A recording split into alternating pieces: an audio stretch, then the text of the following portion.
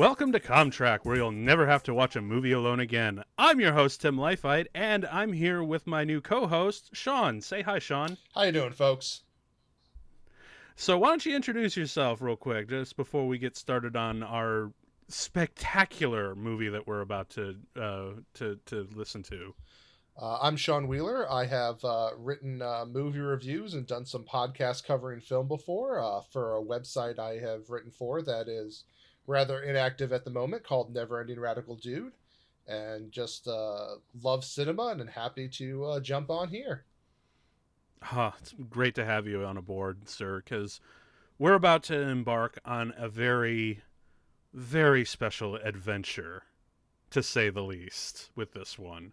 Raiders of the Lost Ark. And for those of you listening at home, folks, if you want to just, jump past our bullshit and go straight to the movie, there is a sync button down below where you can immediately start the movie. But that said, I want to hear where your origins to this movie was, because mine are rather turbulent, but I want to hear where you are, because you've got some years on me, I believe you've said before. A bit. There's not a whole lot to say. This is one of the many films that I grew up watching. I my memories of it are so early in my life that I am positive I saw this, probably by 5 or 7, and it's been, part of my life ever since. They're movies that I grew up with and have always loved and will always have a special place in my heart.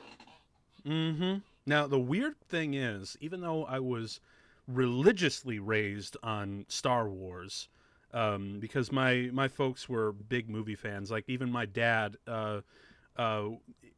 he was kind of ahead of the game in the quote unquote illegal movie downloading back in the day. He actually had these drawers full of recorded television shows and movies from HBO, that he would have like 2 or 3 movies on each individual tape. A couple of them were Star Wars, and there was even a whole drawer, and you can totally tell what kind of character my dad was back in the day. One drawer was specifically set as Star Trek episodes. so, like, my folks really put me into that. But shockingly, Indiana Jones, I wasn't properly introduced until I was 17 years old. Wow. I was late in the game. That was almost. I was almost right out, like almost ready to finish high school and into college. But I'd seen traces of it as a kid. Like, I'd seen, parodies, and there was like a Lego set back in the day that was clearly a riff on Indiana Jones, and I was like, oh, this is really cool and really fun and pulpy and actiony. And I didn't realize that it was ripped off this classic Spielberg movie. So I didn't see it for the longest time, and when I did, I had all the thrills that expected it, but there was one scene, and we'll get to that in a bit, that surprised me in just how fun this movie truly was. I really wish no one had spoiled or parodied anything that I'd already seen. Like, I'm like, oh, so this is where all the things that I'd seen, all that imagery came from, and now I can appreciate it. But I didn't really get to, actually just sit down and experience it for the first time, which is, I guess I can blame on my parents. I guess I don't really care. But ever since then, like, now I've got pretty much an entire Indiana Jones costume in my closet. I'm wearing the hat right now, and there's a great story behind this hat, which I'll share real quick. It was at there was this thing called Black Swamp Fest in my college town.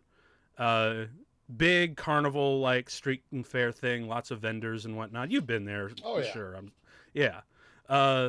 And there was a hat shop around the corner, and I was just kind of looking there like, ooh, a hat shop and blah blah blah. Thought I'd look around for like a really cool film noir kind of thing, because that's what I was really studying when I was in film school back in the day.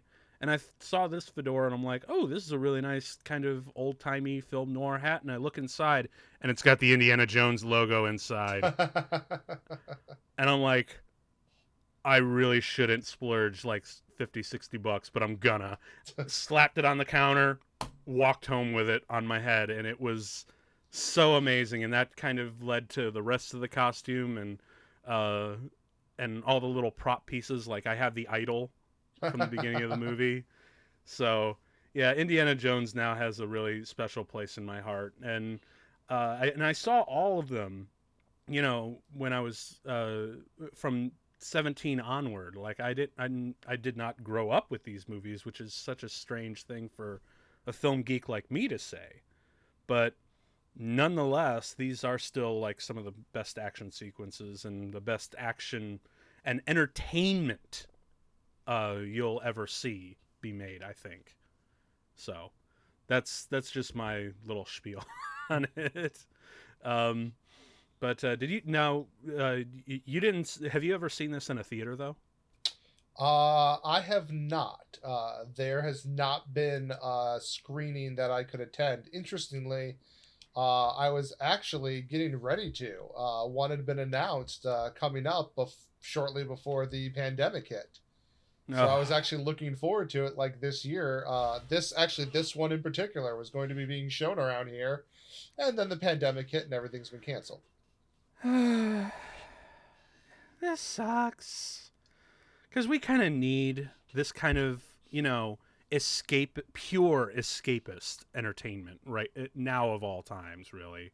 Because it's so awful out there, and I figured, we just need to, when things become too much, because yes, a lot of this stuff needs to be addressed and put forward, and we need to plant our feet for a better world. But at the end of a really hard day, sometimes we just really need to decompress and unwind with something truly escapist to another world where we can have fun and smile again. Uh, and I think that's partially the reason why I'm doing these right now. But yeah, that said, should we start the movie? Yeah, why not? Alrighty, so folks back there at home, if you've got a DVD, Blu-ray, VHS, streaming, whatever, get ready because we are going to start the movie in 3, 2, 1, click, and here it comes. There's the Paramount logo, and of course, what we all love about the opening shot of this movie is that Spielberg went out to find the exact right mountain to transition from the Paramount logo to the location, and it works so beautifully. And we got the first silhouette and the title drop. God, can you imagine like being back in 1980, just fresh off of the post-blockbuster world of Jaws and Star Wars, and going to a theater to a movie with this is one of the things that I love about the original poster, is that it boldly says from the makers of Star Wars and Jaws. Like the two biggest movies you've seen in the last 5 years are coming together for something new and bold, and it's going to be the most amazing film event of your life. I mean, the opening sequence here, I mean, the audio is just outstanding with, the wonderful music, but coupled with the jungle sounds. So, Yes. and that the music doesn't overdo the sounds of the jungle, so you're really getting this Yeah. sense of, the environment and where they are. It's putting you right in there. Ben Burt, who we all know as the godfather behind all of the Star Wars sound effects, and really kind of the father of modern sound design. He's the one who has been credited by Spielberg to create this almost alien rainforest atmosphere. And if you listen closely, I'm pretty sure you can kind of hear a few sound cues from like Dagobah, places like that, just to give it that Yeah. otherworldly feel. And then we have Alfred Molina in his very first role. That's Doc Ock from Yeah. way back in the day. But at the same time, it's like how much does anyone know about him besides this and Doc Ock?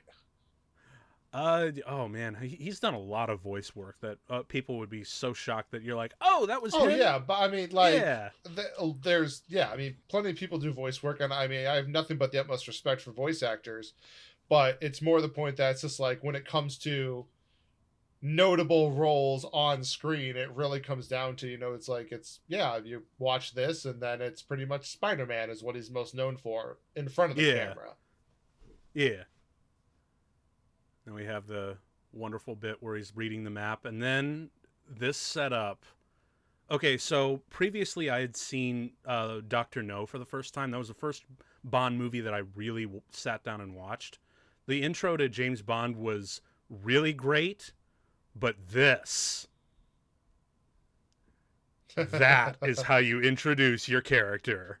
Because And I remember Bond, James Bond, but the one that I think that's better and a better introduction is of this one well, I mean, of I just Indy. love the simple nature of those cuts and close-ups right there. It covers the narrative so perfectly, uh and it's simplistic, but it just shows how, the simple and the basics work so well if you know how to use them right. You don't have to go fancy for everything. It also works so beautifully with the material at hand because I believe it was Roger Ebert when the re-release was coming out. He said that they had touched up the picture and just a little bit of the special effects. Like they removed just a few minor blemishes here and there. And Ebert commented that they probably shouldn't have because it looks better when it is a little rushed, when it does look a little bit like, some filmmakers from Boy's Life back in, the 1950s decided to make an adventure film. It should have that kind of semi-amateurish quality because that's what gives it that charm. It works for the material instead of being a bug.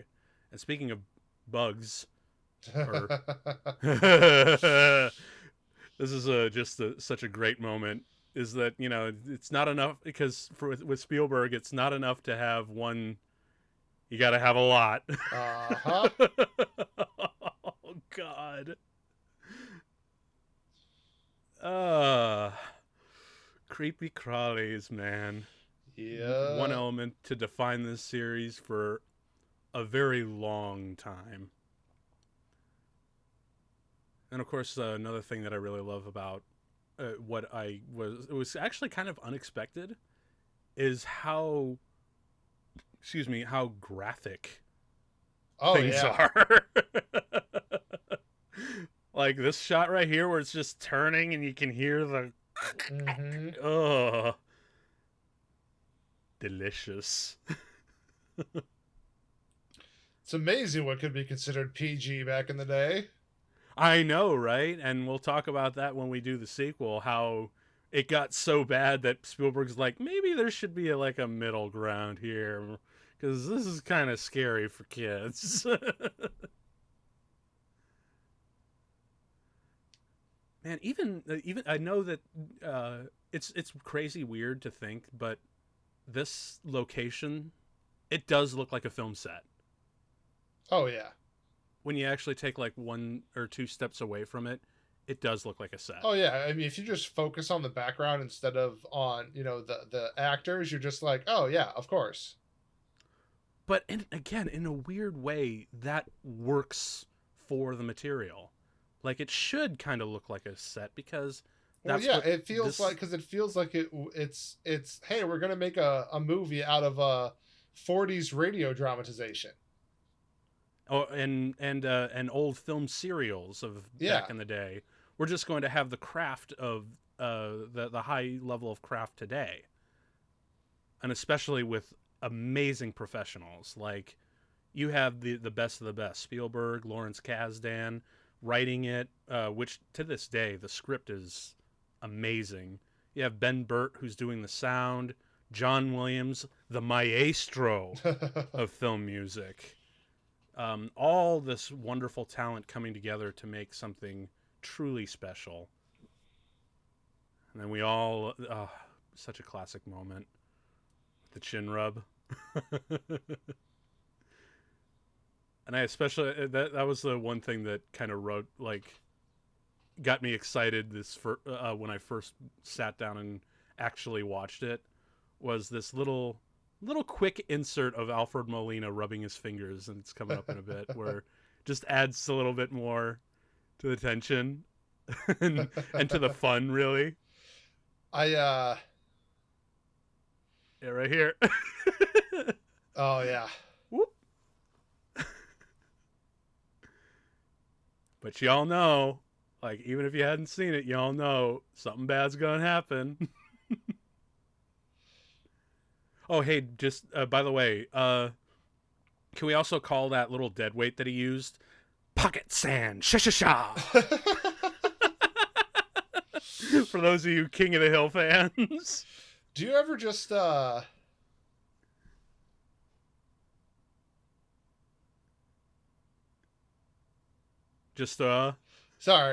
like such an iconic moment there, but do you ever just think about how much would have been lost to cinema and culture in general had Harrison Ford not been building that deck?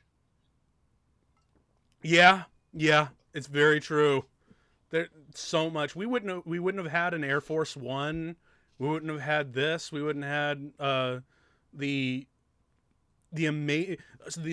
countless amount of merchandise, both fan and licensed, of "I love you, I know." Right. There's so much that he's done. Oh God.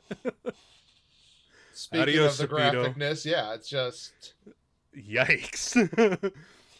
And then, of course, the thing that we were all waiting for, the giant ball. Okay, so first off, one of the things that I love seeing at conventions is not just people dressing up as Indiana Jones, but someone chasing that cosplayer as the ball. That is always a wonderful thing when you catch something special like that. And then this moment just kind of threw me a lot, because I'm like, oh shit, he's back. But he ain't really back. Jesus. Because that's the thing with Spielberg. It's not enough to have one thing. You got to have a lot. Overkill. Belloc. You know what's really strange? A lot of, superhero movies and action movies and that have really great and iconic heroes. Usually, like, there's a saying that gets tossed around that, a hero is only as good as his villain. Interestingly enough, the villains in Indiana Jones movies aren't really that remarkable. They're not very memorable. Indy, however, completely balances it out because he is super memorable from literally the first shot onward. Because, completely agree. He is the icon of this movie, and yeah, the villains are not all that memorable. If anything, what's most memorable about the villains are their death throes. Are usually what's so memorable about the villains in these films. However, this moment has always struck me as so odd. Like, what is Belloc's history that he speaks an obscure Aboriginal language? Like, I have no idea. You might think that they have done that in like a comic book or something, but I don't know. But the fact is that they give you just enough where you understand is good enough. Oh yeah. And I do love this where he's like, oh, it's such son a of great bitch. composition. A little bit of humor. Running away from the Jovitos. Little Skywalker sound going there. Yeah. Everyone, and then the first hit of that music. Yep. Right. Yep. Oh, it's perfect. So good. And I also love that, they've established him to be this kind of amazing badass who really knows his skills and whatnot. But then he gets in over his head by being chased by all these natives, and you see, he does have his vulnerabilities. And speaking of vulnerabilities, here's his biggest.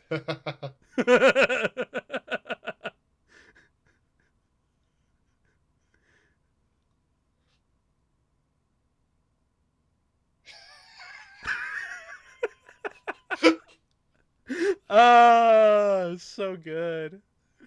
Have you ever played the Lego Indiana Jones movie or the Yeah. Lego Indiana Jones games? Like, I love the fact that if there's a place where there's like guarded off by snakes, you literally cannot pass as Indy. Yeah, it's brilliant. It's such a wonderful little trait. And so that concludes probably the strongest intro to a film ever, like the best cold opening you've ever seen. Because I always looked at that opening as a short film onto itself, you know? Yeah, I mean, arguably, yes. I mean, you'd really have to dig in and look around, but I mean, it's definitely a contender. I'm not going to go out of my way and say it's the best ever because, It's certainly one of the best oh because, of yeah, course, that's something that's subjective to everybody. right. But But I can't think of anything off the top of my head where it's like, oh, this surpasses that. It's definitely yeah, a massive contender for it because you're right. It does stand very well on its own. mm-hmm. And I've always been fascinated with making I actually attempted to do it. It just didn't quite work out for me as I would like to. Oh, love you. And the moment that it takes for him to realize what the hell's going on. Because I will give it to him. Harrison Ford was damn fine looking. Even now he is. He's aged quite well. Yes, he has. But yeah, like I tried to make a short film it felt like the opening to a much larger picture. Didn't quite work out the way that I wanted to, but it was an interesting experiment to try. And I always love other movies that kind of start with like a cold opening. He leaves the apple without even looking, just like whatever. Such a wonderful bit to his character. I love how Marcus is just like, oh yeah, I'm sure you're on the up and up. Like, we know you're shady, but whatever, you're our shady guy. Yeah, he is kind of an asshole. Like when you get down to his character. I mean, if you really think of him as an archaeologist, as he's always been described as, he's kind of horrible. Well, ethically. yeah, because like an archaeologist is supposed to like get permission and do a dig and like follow protocols. He's just like, I'm gonna grave rob. Like that's really what exactly it comes down right. to. But to be fair, it makes for a far more entertaining movie. Well, of course, I mean, look, rule breakers are entertaining. They're not necessarily good in reality, but they're perfect as characters you want to identify with because, as they say, everyone loves a rebel. Yes. And speaking of rebels, do you recognize one of them here? The gentleman in between Marcus and he'll come back in a moment. When he cuts back to him. The one in the blue suit. What is that a recast Porkins? That's Porkins, the guy on the left there. Yeah, I mean, it never really occurred to me, but as soon as you said it, I'm like, oh yeah, duh. It's totally Porkins right there. What a mean name, George. It really was. Come on. I think what was it? Some fan thing made a comment like, let's just like stick a CG thing of celery in his hand and call him Healthykins. Oh man. It's so awful, but it's still kind of funny. But yeah, this is our big exposition dump, which I'm really glad that they were able to use this kind of cooling down period after that rousing adventure opening to give the exposition dump, because now we're like, okay, let's come down from the high. Yeah. And while we're doing that, we'll feed you some information, which just goes to show you how well, not just how well written the movie is, but how well paced it is. There is no dead air in this movie, not even during scenes like this. Right, there isn't, and that's actually one of the the issues with a lot of modern action movies is the fact that they operate on this formula now where they want an action beat every so many minutes. And it's like that's really not necessary to create a good, action adventure film, Mm-hmm. which movies like this prove. What it requires is good writing, intriguing characters, and intriguing concepts. And what's nice here is, obviously these movies are based on a level of history, and I like that they bring in, Hitler's obsession with the occult, which was very real. And Yes. then they start talking, about different points of arguable history about what happened to the Ark. So it's perfect. Yeah. And speaking of some of the mythic stuff with Hitler, you know what I always wish that they would do for like if they wind up really doing Indy 5, you know what I would love it to be? Hitler and the Spear, or Indiana Jones and the Spear of Destiny. And Ooh. here's the cool part. It doesn't take place in like the 60s or the 50s. It actually takes place in um post-war Europe. And it's going through the breakup of Nazi Germany after it's been dissolved. And because now India is looking for the Spear of Destiny that Hitler apparently had to obtain his power, and he's got to stop all the different Allied powers that have taken over Berlin, and he Yeah. has to, But with and he how with how old he is now, I don't think there's enough CGI to pull that one off. oh, we'll see. I mean, they can. I feel like they probably could. It would be very expensive, but they could do it. And what I would, but I just had, I think a friend of mine was talking to me and like, it would be really great to have if he had a partner, who was an ex-Nazi person. Like he wasn't really like a Nazi at his heart. He was like one of the people that were dismissed from the Nuremberg trials because he's legitimately there only for his country and for his family. He was grown up in this. Mm-hmm. And his introduction is, we met before, Dr. Jones. And he's like, really? Yeah, you threw me out of a truck. That could be a absolutely amazing moment. So, like, I And thought look that at would this be really artwork they fun. created here. I mean, just Oh, oh, yes. Oh, and this really great character reveal moment. Power of God or something. Like, I love that he's like, I don't believe in this mumbo jumbo. I'm just in it for the actual bits. Like, he's such a. It's interesting how much of a skeptic he is. mm-hmm.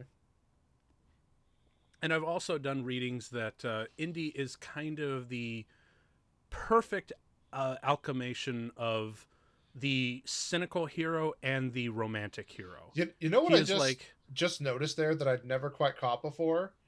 oh, When what's that? when he walked back up to Marcus, they put like a very faint golden light on him, almost alluding to what happens later with it. Hey. Like I'd never even noticed that before, and it's faint, but it definitely shines like there for just a brief moment. And I'm like, what a great foreshadowing that was just done so subtly. And it's like even now, after how many times of watching this, I'm catching new things like that. That's what great movies really do, is that you can have seen this dozens, hundreds of times, but every time you actually really sit down and watch them, you can spot something new and something fascinating and fun that's just hidden right in front of that's been right in front of your face this whole time. I would also like I to point love out that. that people do not wear smoking jackets enough anymore. I know. Well, we did get that, but a lot of people apparently didn't quite dig it, and that was Snoke from The Last Jedi, or his snoking jacket, as I like to call it. Um, but you're right that we should have more of that. I think a lot of people didn't do it for the longest time because that was for a long time Hugh Hefner's thing. Yeah, but you don't have to smoke in like a lounge robe or smoking jacket. It's like you can have it and have a nice drink with it, just Yeah, have a nice pipe. gives you a sense of You know what I really love about that last scene? largely it is done in roughly one take, Yeah. and you constantly forget that it is. Well, I I mean that's one of the brilliant things about these movies is that they they don't they don't overcomplicate themselves with the camera work. They allow, the actions to take the narrative. I mean, uh-oh. and that's very important. Okay, little trivia fun fact. So you know the actor who plays the Gestapo Yeah. who's following him. That actually was not him. He was Huh. unavailable for that particular insert. So do you know who that really is? Dennis Muren of Industrial Light and Magic. You might Okay. recognize him in interviews. He was one of the chief model makers for the entire trilogy of Star Wars, Yeah. and one of the founding members actually of Industrial Light and Magic. And they actually used his eyes as an insert, which I thought was always really fun. Anytime I see that, I'm like, "Hey, Dennis, what's up?" Oh, now that okay. So we talked about how good Indiana Jones's character was revealed. This Oh, is a yeah. great, Just great equally. reveal. And talking again, something that is very clearly a set, but a set that is perfect. Like it does exactly what it's supposed to do. And again, this is all in one continuous shot, but you keep forgetting it because the camera moves in such a way that it links all these different shots together. Like you have your two close-ups, your insert of the glasses, and then he does even more brilliant things, like having the paper going like Uh-huh. in the bringing it into the foreground so you can see it. And it because I mean I think many of us film students have seen the YouTube series Every Frame a Painting, and the brilliant episode that he did on the Spielberg Oneer, and how he talked about how all these shots are kind of linked into one moving master And I to mean, create just a much yeah. how that hand perfectly shows the reluctance. And the drunkenness of it. And also, I just love how the timing of it is beautiful because it's always funny when this happens.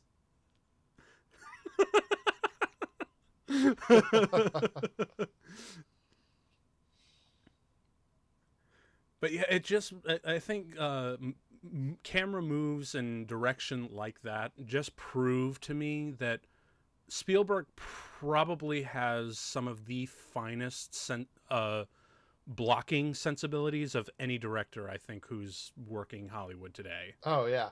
And I mean, right here, just you talked about the silhouette earlier. Now an actual Yeah. silhouette, but that is Yep. just perfect. So film noir, and I love how big and overshadowing it is to her character, and it isn't until she walks a little bit closer to camera that then they become equals. Mm-hmm. That's lovely little blocking. And then of course, just to make the intro even better, straight up punches him.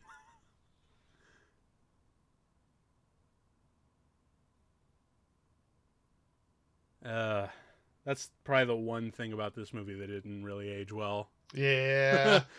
Oops. uh, we could, stay here and say it's different times, not just for when the movie was made, but also when it took place. But yeah, it's still there. Yeah. Regardless, though, still a wonderful character. Marion is still like my favorite out of the indie female leads. I'm Well, still kind of I'm still kind of genuinely shocked that it took all the way to Crystal Skull for her to make her return. You know? yeah, a bit. I mean, she was definitely the strongest one. However, I mean, I would definitely say that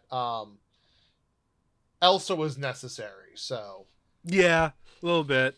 Uh, and plus, Elsa made for just some wonderful, wonderful character stuff with his dad.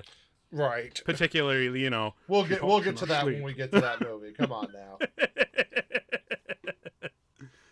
Also, can we just talk about how high functioning she is, considering all the liquor she just went Right? through. Like, that was always my thought here. It's just like, How are you standing and making complete sentences? Like, when you first punched him, you should have missed his jaw. which, you know, when you see this entire interaction, it just makes you think that her reaction with the shot was a feint to throw the people off, to almost increase her kitty. That might be the case. But either way, I'm just like, dude. Is that the first time we've got to hear his full name? I don't think so. It might be. I mean, we've heard him called Dr. Jones a lot up to Yeah. this point. So, no, I think Belloc may have said it. Oh, I'm gonna have to go back and read a transcript. I'm not sure. That's gonna bug me. Oh, and then the Staff of Ra headpiece. I would like to point out that they mentioned it was bronze, and for the fact that, you know, she wears it, but the condition it's in, it's like that obviously meant something very much to her, because she has kept that well polished, very nice, like. Yeah. But although, you know what's interesting, because I'm a frequent reader of the replica prop forum, or the RPF as it is, I actually found out there are in fact 2 versions of the Staff of Ra. There's one that you see in this bar here where you don't see the inscription, and then later in the film there are inscriptions on either side. So there's actually 2 versions of that prop, and in order to get the quote-unquote full version of that, you need 2 different headpieces. And one of my favorite celebrities in the world, Adam Savage, he actually has a pair in his office that he showed off on his web series, which was really wonderful.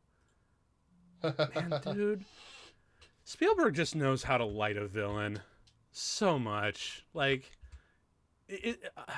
because he's using a little bit of the technique, you know, us film nerds like to throw out there, the Dutch lighting angle, where it's like the light coming from above to give it that scary atmosphere.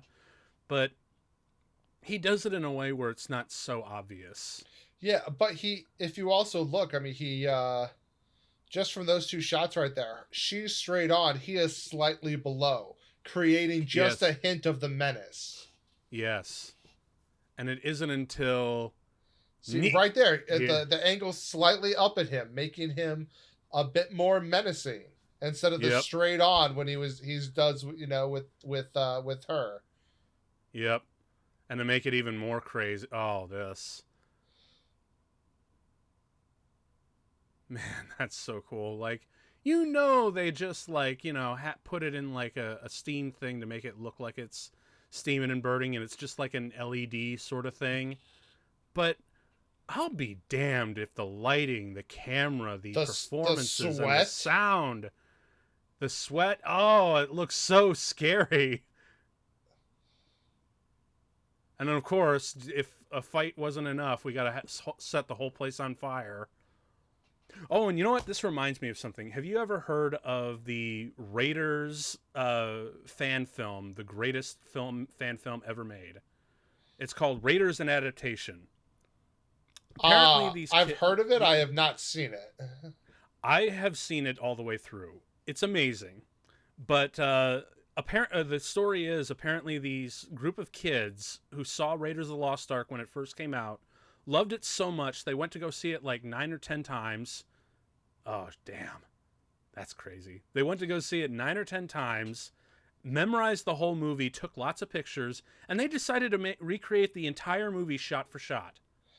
Just a bunch of amateur kids with a whole bunch of things. But when it got to this part, they actually set their entire basement on fire using ice purple alcohol. Wow. Yeah, because it leaves no scorch marks. But then one of them, the guy who got shot on, who was on fire, he was actually wearing a raincoat that was fire retardant. And he said, you know what? I'm just going to, at the last minute, like, I'm going to be perfectly safe, so I'm just going to use gasoline. Which he did, and he amazingly didn't get hurt, but I'm like, Wow. Jesus. Yeah, it's an amazing, amazing adaptation. They do everything. Oh, I love this moment with the silhouette. Ah, oh, so good. But yeah, man, like they And I mean, recreate right the there, they entire didn't thing. cut. Yeah, they don't Like, know. it's great. The long shots in this movie are amazing. The blocking is amazing, and oh, do they know how to make it look painful?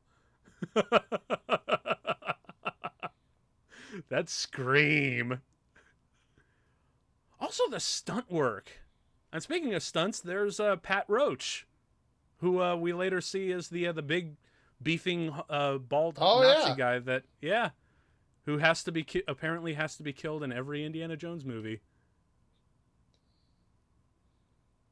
Oh, Again, they didn't shy away from being pretty graphic.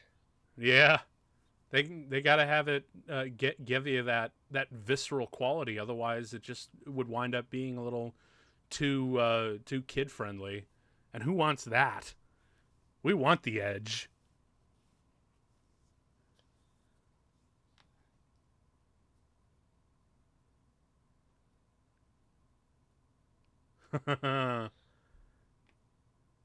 And then now we're traveling from Nepal all the way to Cairo. Man, can you imagine the flight time for poor Indy? And particularly in those days when the planes were not as fast as they were now. Yeah, I man. mean, that's It, why you have these stops. You got to change planes or refuel because yep, yep. they couldn't Oh, they couldn't do that haul. I imagine there's a lot of reading for him. That's where he does a lot of his studies, I imagine. Now we on location in Cairo. And That I do remember. And John and Rhys Davies. right, one of the two most iconic roles the man has played throughout his career. This Yep. is the first. I mean, obviously he went on to play Gimli, which is I And think Treebeard. well, yes, but I mean, Everyone knows Gimli yeah, I because mean that's where you got to see his face. yeah, I mean those two roles are definitely the defining pillars of this man's career. You know, what's another really big one that at least my generation watching SpongeBob was? He was known as Man Ray. Uh, I a show I never got.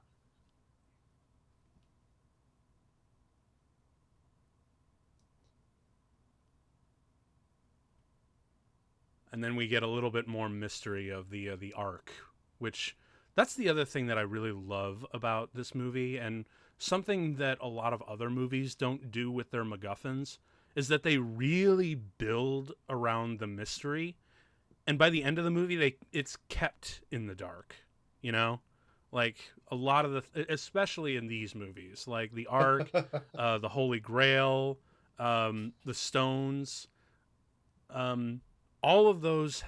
Even when the movie's over, and there's still like that level of mystery to them. You know.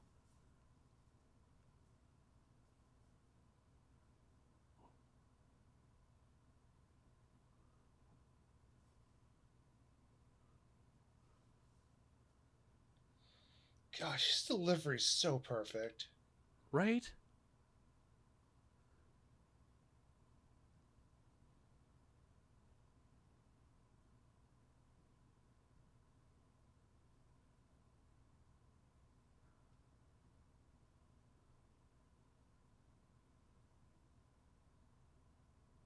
Hmm.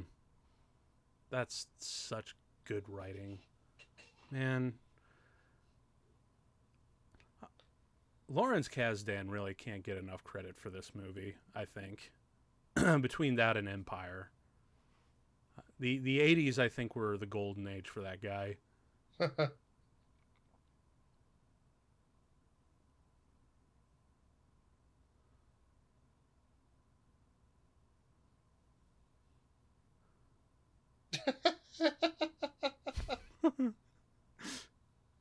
Monkey.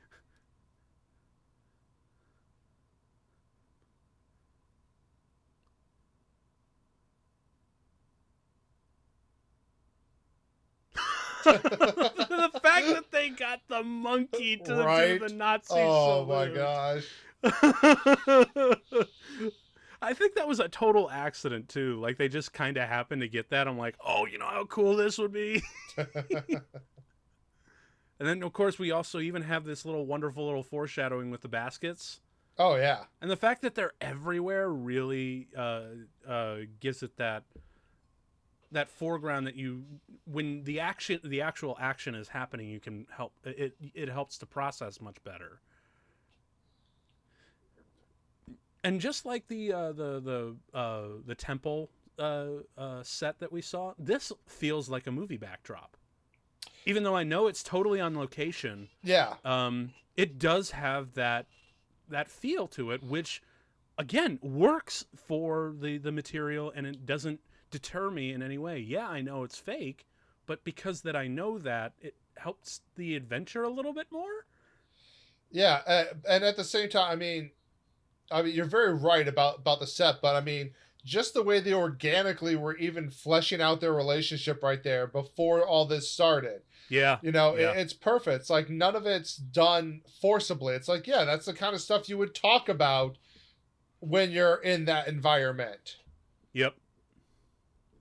Oh man, this action choreography is friggin' great, and this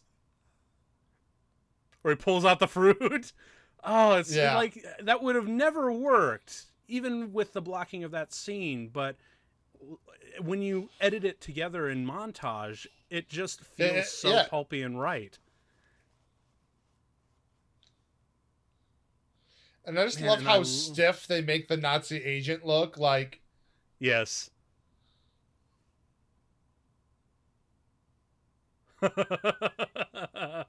Nope. And I love that they also and give this, Marion the this sound wonderful right moment. here. Yeah.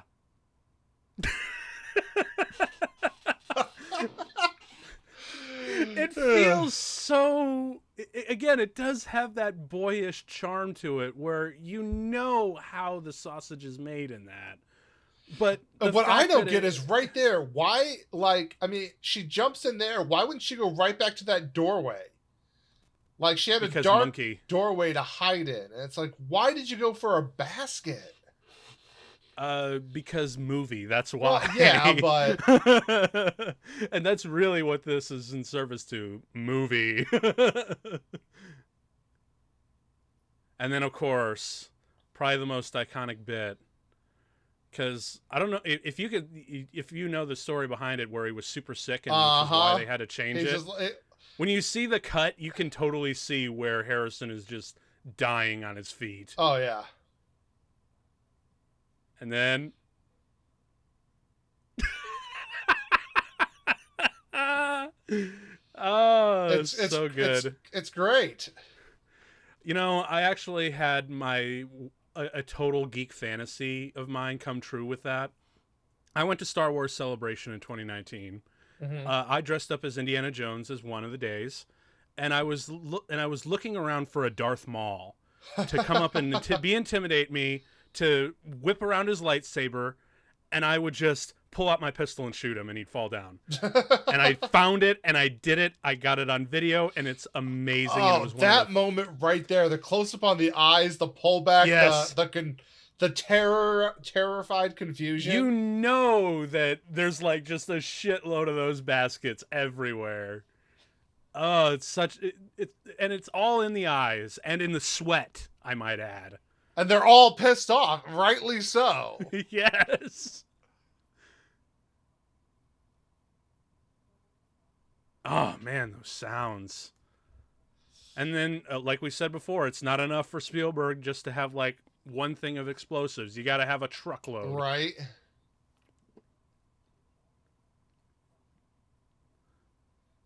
Now I remember watching the making of, and apparently this truck stunt went wrong. It was supposed to flip over completely. Huh. But Spielberg just kind of looked at it and said, "You know what? I think it worked. We'll move on." Well, it does work. It plays so much more realistically. Yeah, because I think the choreographer and the DP were all looking at it like we were kind of hoping for a more spectacular, kind of flip sort of thing. But if the director says we're going to move on, then we're going to move on, and it wound up working just fine for the design of shots and the momentum of action that he had. And now he gets to just grieve. Yeah, but I love they just use the how empty the bottle is to portray, Yeah, how far gone yeah, he is. Like they don't have him slurring or stumbling, but they make it clear from that, like, this man is not in good shape. he in that moment, in a lot of ways, he really did. He even takes the liquor Oh with, yeah. um, but in a lot of ways, in that one shot previously, he really does exemplify Humphrey Bogart. Oh yeah, And it's a complete film noir moment. I mean, yeah, it really is. And it also weirdly kind of remembers, years later when I saw The Dark Knight, right after, spoilers, when Rachel's killed off and Batman's brooding alone in his penthouse. I kind of got those same vibes, because it's weird that we have like main characters that are supposedly killed off halfway through the movie, and you have a character grieve, like really have a moment for that. Oh, was he actually? Was he actually? Did he have a hookah? yep.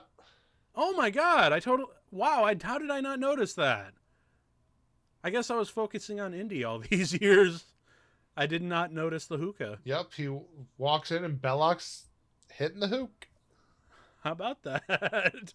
Right on, man.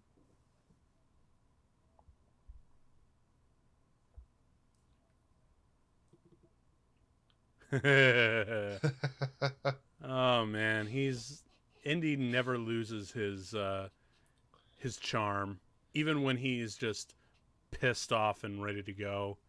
And I love that they do these kind of shots so much in this movie, where it's like, they're doing like over the shoulder or like, foreground shots like this to focus on, you get his reaction, but like the other guy's in focus, but you can just see how angry he is. Yeah, even out of focus, you can tell he's just pissed off. But it also goes to show that the blocking of those movies are so crucial. And something that I've always been annoyed in modern movies is that it's usually just, close up, medium shot, close up, close, closer. Yeah. And it's just a lot of coverage and there's no real rhythm.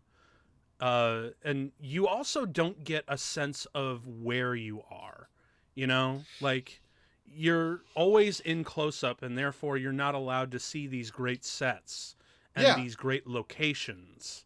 And I mean, this interaction, like the way they shot all of that, it makes it, you know, it's not, it makes it so clear that this is personal, that this is between two people. Those Yes. annoying ways where they'll just be like, we're cutting back and forth and you can't see both people. It's like it really removes the personal feel from an encounter or conversation Yep. like that. And Yep. they knew so well that that was necessary and needed to be in here. Oh yeah, yeah. There is a time for close-ups and extreme close-ups, but when you constantly do it because it's the actor and we have to oblige to their contract and their amount of screen time and blah blah blah, you lose a lot of what you're trying to do in the story.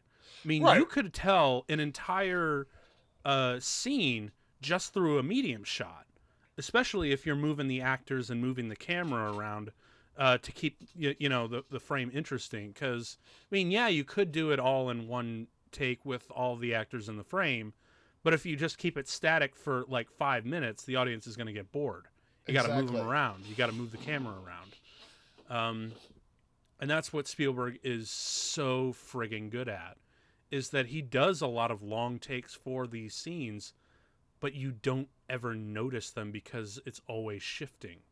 Yeah. And what I love right here, with when they first showed this is, the slightly odd, uneven pattern because it creates such a realism.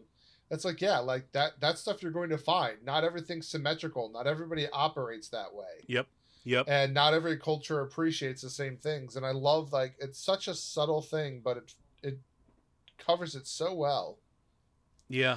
And here, I mean, man, like, this kid doesn't have lines, and yet he nails at the exact moment there of what he's supposed to be Yeah. relating. It's Yep. great. Yep.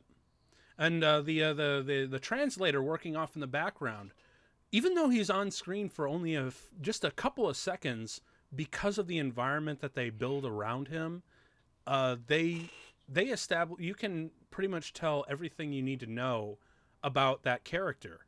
You know, Yeah. this is something that a lot of films by the Coen brothers are really good at. They have these close-ups or these medium shots of just side characters that you only see once in a movie, but they put them in such a surrounding with a and design them in such and cast them in such a way that you can take 5 seconds and you know exactly what this person is all about. That's really good bit role casting, in my opinion.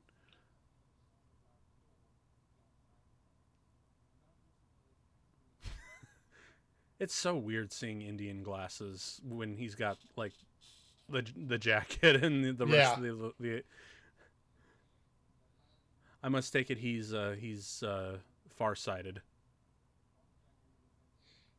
Yeah.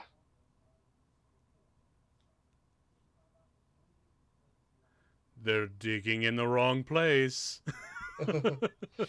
And something else I love about this is, like, you can see, you Uh-oh. know, Nope. Belloc there, and not Belloc. Sala. Yeah, sorry. You can see Sala there, and you really understand from his appearance there and from the subtle interaction, even though he's not really talking with this man, but he knows the man. They just got the information from. Um, I think the costuming there is so important because it really shows you that in his place, in his city, in his culture, this is an important man. Yeah, yeah. He's got a man with connections. Mm-hmm. Now this set with hundreds of extras on a big desert in a widescreen format. Now I imagine when Spielberg got to this location, he finally got to live out his dream of having a sense of what it was like to be out there for Lawrence of Arabia. Because if you talk to interviews or look at interviews with Spielberg on Lawrence of Arabia, he's said very often that it's probably his favorite film of all time. It's one of my personal favorites as well. But because he grew up in Phoenix, Arizona, he grew up in the desert, so that film had such a huge impact. And later on, when he was doing the restoration for Lawrence, he actually got to meet David Lean and show him his restoration while sitting next to him. And in a weird way, David Lean actually started talking to him, doing a DVD style commentary, sort of like what we're doing, Huh. right next to Spielberg as he was watching Lawrence of Arabia. A live commentary from David Lean on his most well-known epic. How amazing would that have been? Oh, I For a mean, filmmaker? that's always a dream for any fan, is getting to have those kind of moments. Um, and bringing it back to this scene right here, once again, we see the fantastic way that they use the music and the score to create the sense of Yes. moment and mystery here. Yes, the mystery is such a big element of it. And John Williams is, as always, John Williams has always been great in his film work, his jazz work, his charitable events, his with big scores and epic scores and swashbuckling and delicate little piano things. Everything he's ever done has just Oh yeah, I made the mean films so much more enriching. there is he deserves being the most, successful person in Academy history. Yes. It's well Yeah. earned. Actually, I think he's the second behind Walt Well, Disney, living, but living. yeah, living, yes, absolutely. Um, and gosh, it's going to be an awful day when he finally departs the mortal plane. But it won't matter because he will live forever through these I pieces. I love this moment right here because it shows you something else. Yes. Because not only was their staff the wrong length, if you look, he picked a different hole, which shows that their interpretation of what they read there in the first place was even wrong. Yes. Like it shows his level of care and knowledge, and it does it so subtly that it's just like, wait a minute, like you don't That's even such a good point. realize. Yeah, dude, that's such a good point. Wow, the sun's moving really fast now. Right? How long was he in there? Did he have lunch in there? I hope so. But it doesn't matter because the music just makes this moment so amazing with the ethereal choir. Mm-hmm. Oh, And that wonderful, shot of him in the turban, like in the yes. costume of the people, like it's great. And then, And it of almost course, it almost conveys a religious sense, which ties back into looking for the ark and that whole thing. yep. And here it is. Pew. Ha. The excitement, the get. Yep, Oh, and man. the golden glow, like Yes. Like you the said, like it was totally foreshadowed, yeah, which is they hinted that amazing. just so subtly. It's great. Love little details like that.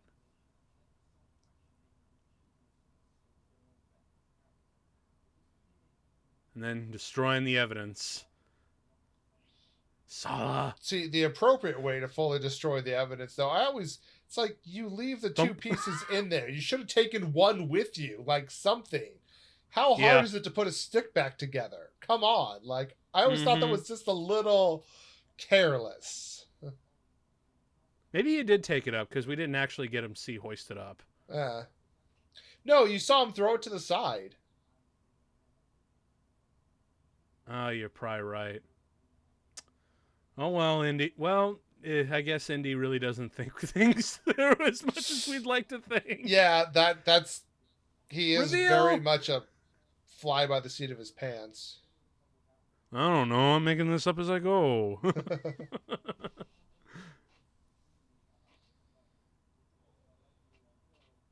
And this is something that they did way back in the day before Chris Nolan did it in The Dark Knight, seemingly killing off a character halfway through Mm-hmm. the movie, only to bring him right back in, like a few minutes, like about a couple 20-30 minutes later. I guess you really could kind of compare The Dark Knight to Raiders in that just sheer entertainment, I kick-ass practical action aspect. Yeah, I mean, I could definitely agree with that. What I love about this scene is the fact that they keep their composure and nail it with a fly buzzing around and even landing on them.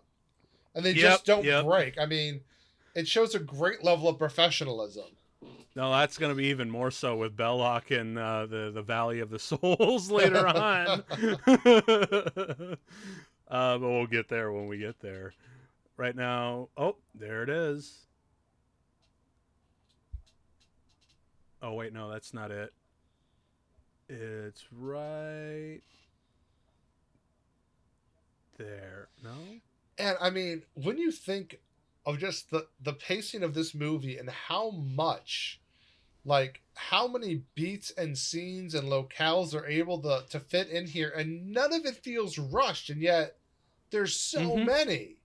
Yeah, it's crazy, crazy how all over the place we is. We go to South America, Nepal, the United States, Cairo.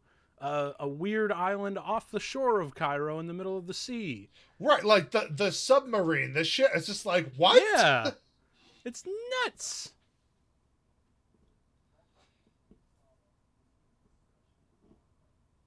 Now this actor, the German actor speaking here, I forget his name, but I've seen him in a whole bunch of other stuff. One thing I do really remember him appearing in relation to Spielberg, is that he actually appeared as a German general at the end of Band of Brothers. If you ever saw that show, Oh there's yes, a I actually just wrapped up a rewatch of that like 2 nights ago. Oh, right on. Yeah, you remember the Yeah, very general who well. gives the speech Yep. at the end of the series? That was him. Apparently, he gets typecast a lot because of his very strong German jaw. Yeah, and you know that happens. There's actually something interesting I've noticed that I noted recently. There's been this strange trend of people who it's like, oh, I got well known for portraying a Nazi. I now have to play a role that is the antithesis of Nazi because let's not have that typecast. Yeah. Oh, this is such a good shot. It's. That is John Ford right there. Oh yeah. Although it's a brilliant shot, but it's also to a certain level. I mean, it also illustrates his character, and in a bad way, because it's like he's in his element. He looks like him. He's put his hat on, but it's like he's not thinking. Like you're still in enemy territory, and you just put a Yeah. signal to. I mean, Belloc knows you. That's almost a Yep. signal, like here I am. Yep. And like, why aren't you digging too? Shouldn't you be like Right? the most excited? I do love the kind of semi cheap lightning and storm effects Oh in the gosh, sky. yeah. They Like, well, yeah, it looks because like a moving matte painting. yeah, and as we said, you know, a lot of this kind of harkens back to, you know, like we're gonna make a movie that it in concept could have been done as an old radio serial. So like that Yeah. stuff's perfect. It's just like And then the air escaping. Oh, man, that sky is amazing. Because the artificiality of it adds so much pulp to it. oh, and right there with his blazing eyes and Whoa! Got to have like a little bit of a jump scare. oh yeah. And then, of course, Well, I mean, they just made that whole scene so serious. They had to break the tension. yes. And then, why does the floor move? Oh. So many snakes. And the fact that they really pushed to really get them moving around like Right. that. Oh. And then we get probably my favorite line of the whole movie, where it just pans all the way up to him.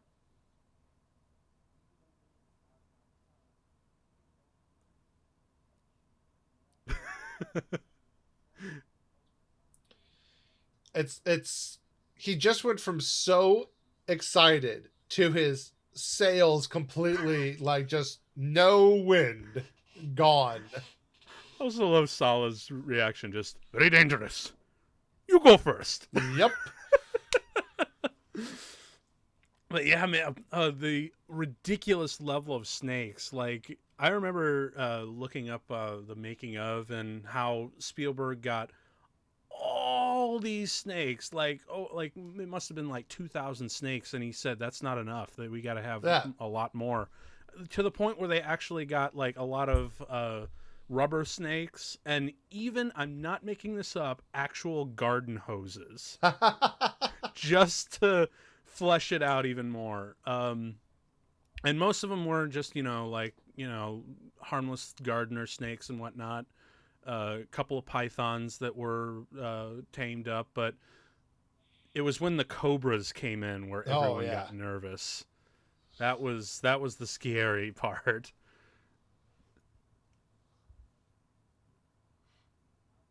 I also really love this little bit here.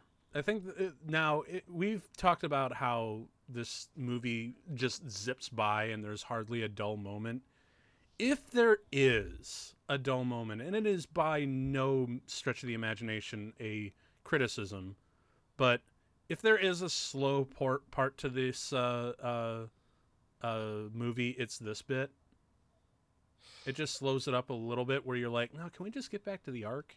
Well, no, but it's great because one of the issues so many modern films has that they don't stop to take a breath. True, true. It's just that I think that the arc is just so interesting that you kind of want to not be cut away. But in a weird way, you're right that it could work for it because you're cutting away. You're like, no, like it's the old storyteller wanting, not giving his listeners too much. You always want them coming back for more. Exactly. And then now we're here. We are back at the right, but it's a great time shift because, like, yeah, you care about finding the arc, but you don't want to sit there and watch him drop 10 torches. By doing that cut, it allows them to move the action forward without being sluggish while also taking a breath. I mean, it's brilliant writing. And build a little character. Oh, geez. Yeah. We mentioned how scary the cobras were. Uh-huh. Okay, so Harrison Ford has said many times he doesn't really have a fear of snakes. But I would not blame him at all if this is the one time where he wasn't really acting here. Right. It's like, Because you know how they did that shot, right? I don't know if I recall, actually. They actually had a plate of glass separating the Cobra and Indy. And if you look closely, and I mean it's like in there for like maybe a couple of frames, it's seriously blink and you'll miss it. But if you look closely, when he lands, his hat very delicately presses up against the glass, and you can kind of see it. And apparently, in like the original, theatrical cut before they went and because that was like one of the few blemishes that they actually fixed up, is that you couldn't see that plate glass. But apparently, like back in the day, it's said that in the old prints, you could just for a moment see light reflect off of the glass. But again, it's such a blink and you'll miss it.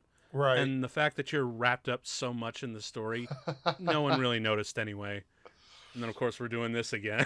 Yeah, but like she puts him to shame, and exactly, because we know what she's capable of. Right, but he has such an ego; he has to match. Like he's like, well, like he's, and it's perfect because like that's very much his character. It's like, yeah, I'm the best. I'm awesome. I can't be shown up. And the really nice thing is, now that you mentioned that you do need to kind of cut away to this every once in a while, it just made me realize just how perfectly paced it is, because we don't spend too much time with Belloc and Marion. We spend just the right amount of time before we cut back to Sala and Indy. Right, but that time also allows you to get to not have to dwell on some of the mundane aspects of their exploration, which is perfect. Oh, totally. Oh, hey, if you look in between Sala and Indy right now, you can. Yeah. It's really hard to see, but we all know it. Us Indy fans have seen it, but R2-D2 and C-3PO are on the hieroglyphs. Mm-hmm. Lovely, lovely little production in joke between Spielberg and Lucas. And it really is kind of amazing just how much Lucas was initially involved. I mean, he's the one who pitched Indy to Spielberg in the first place. While they were making sandcastles of all things. Yeah. Can you imagine how that's the only real way that a movie like this could have probably been pitched? Just two boy best friends kind of just sitting on the sand in their little sandbox, making some sandcastles and talking about what they would like to do as a movie. Yeah, I mean, for sure. That's I mean,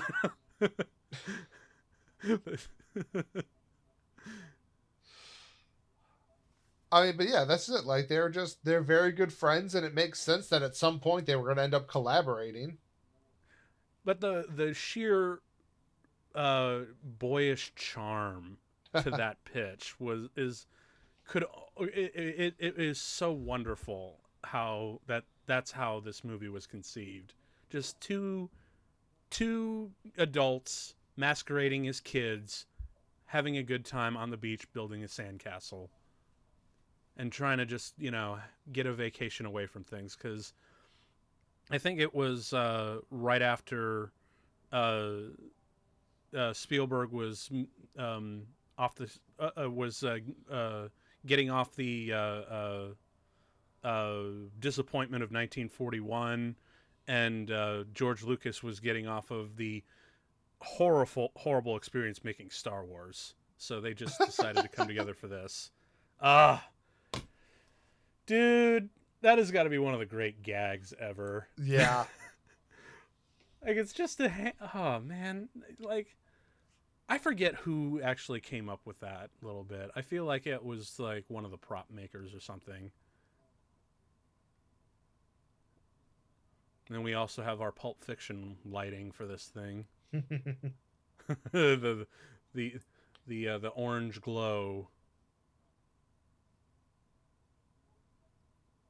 and then our glory shot.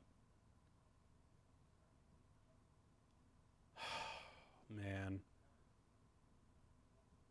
So this thing within the film has been built up to be like one of the great MacGuffins, but now that it's reached such a successful level of filmmaking history, that very prop has become synonymous as the Ark of the Covenant of film props.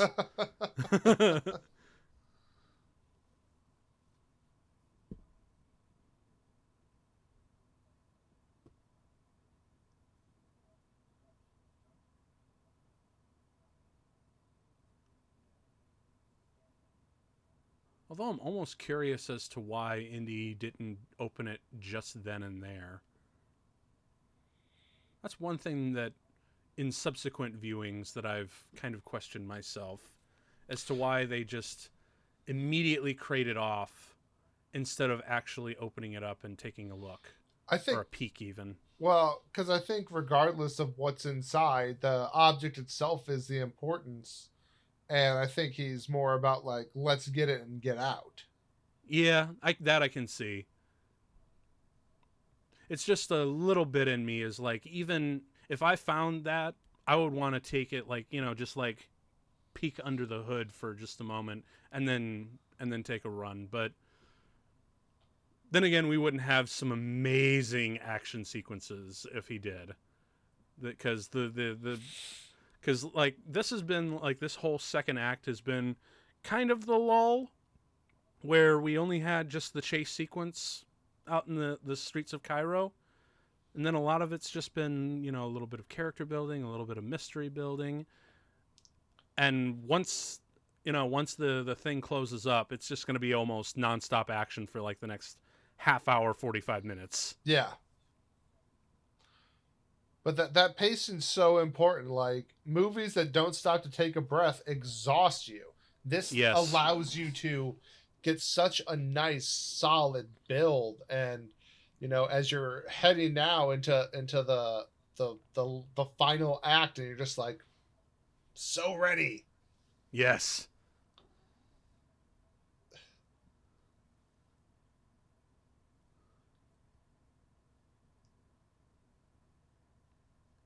I also love the fact that Belloc is actually a little bit concerned.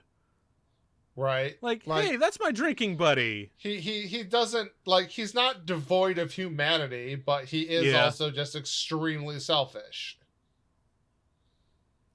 Also, can we talk about how much skill it takes to have an actress? Oh, geez. See, that actually just bounced off the glass. That was yikes. Um, but yeah, you got to admire the skill it must take to land that correct take where you're shooting up into an actress's skirt Oh And yeah, you still don't quite catch as much as you hope you would. Because I've actually done that in one of my short films, and thank God, I think like on take two we got one where it was just right, and because it's always just a real yeah, difficult thing. yeah. Oh, And again, John Rhys Davies just delivering a perfect yep, emotional moment. yep. And the fact that the air's running out, all of this. The whip.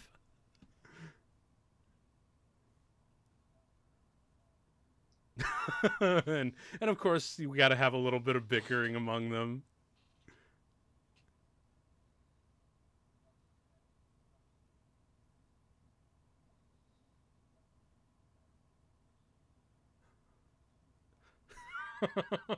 that that urgency is so good.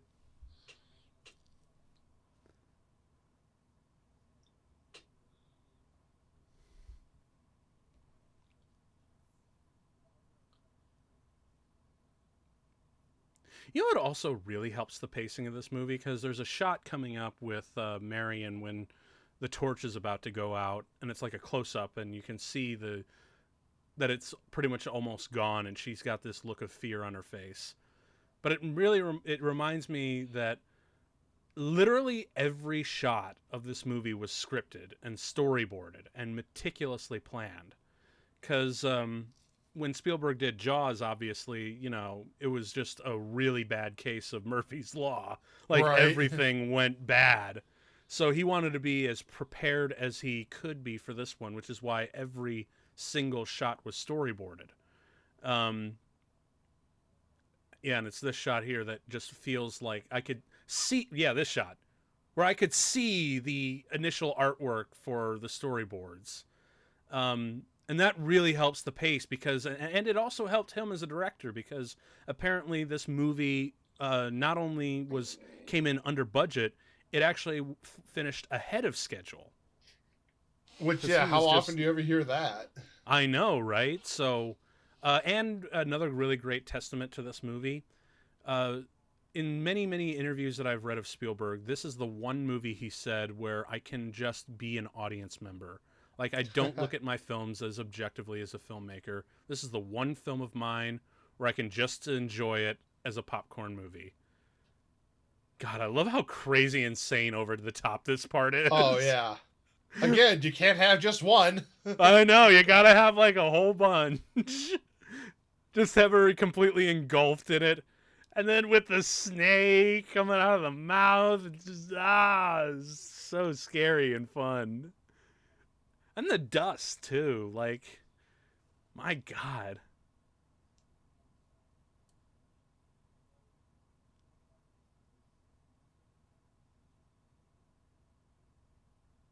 And now we have probably Oh some of the yeah. coolest action. Okay, so way back when I was a kid, I went to Disney World for the first time. And there Mm-hmm. was a little subsection area for MGM. And they had the Indiana Jones stunt show, where they reenacted the opening Mm-hmm. scene. They had the fight from Cairo, and they had this sequence with the airplane flight. They This was actually the first time I had seen that. I saw that show first before I had seen the movie. they also had that show. I grew up out in California in San Diego, but I caught that show. They did it at Disneyland as well. Ah, and so you know how much fun it is to see those live shows and Oh to yeah. really appreciate that choreography and set design. And I also love how the fact that even though they have a scaled down version of the plane for that show, but when the guy gets hit with the blades, they Oh just yeah. drop him through a trapdoor and put some smoke in there, and it's so much fun.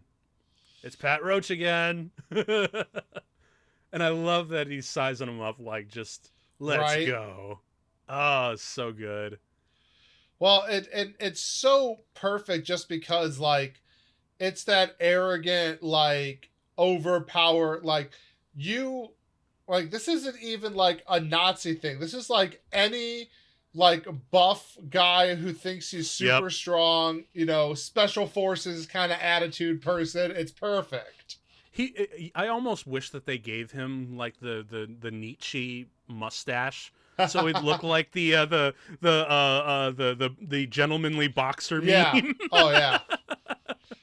Yeah, But I he does completely look like a agree. Like, circus you strongman. totally think that that he has it even though he doesn't. Like, you just, that's where your mind Wow. instantly goes. And that right there and the delivery just, Yep. oh.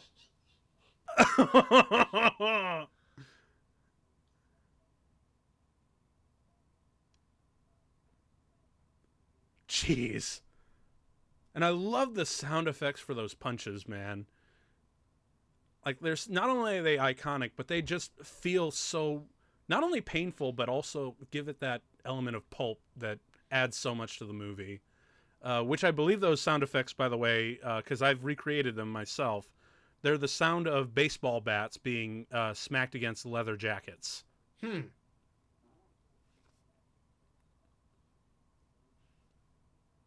And I also love this shot. Again, it looks fake, but it made me think of the live show that they did. Like when you see her open fire and the squibs, they all go off at once on the truck. Like you'd think they would go, no, they all just go off at once, Yeah. and it gives it that Hollywood backlot feel to it. Which, even though they double cut to make it look like more than once, and they do stuff like that, um, it just feels more fun. Like like it's a little tongue in cheek kind of way of doing special effects.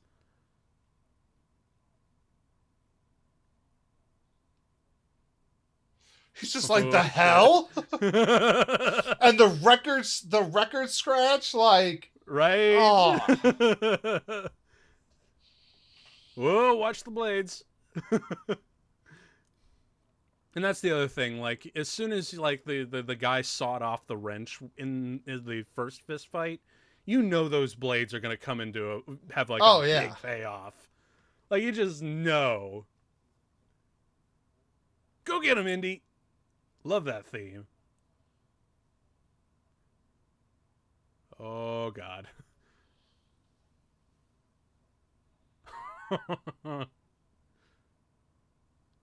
Oh boy.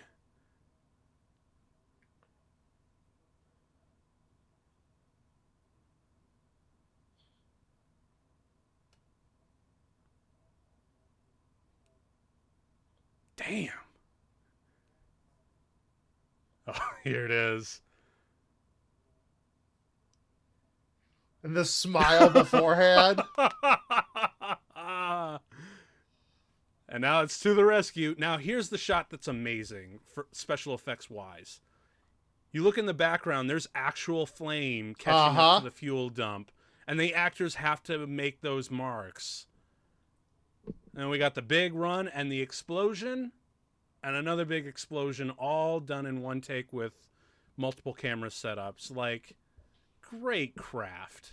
Yeah, and what I love about it, is that it's not overly Michael Bay. No, Like, they no, blew it's up, but it's just not like over giant explosion. Nope. even to this day, that explosion always makes me jump just a little bit. I think it's the pacing of the dialogue when the one guy's being always gets interrupted.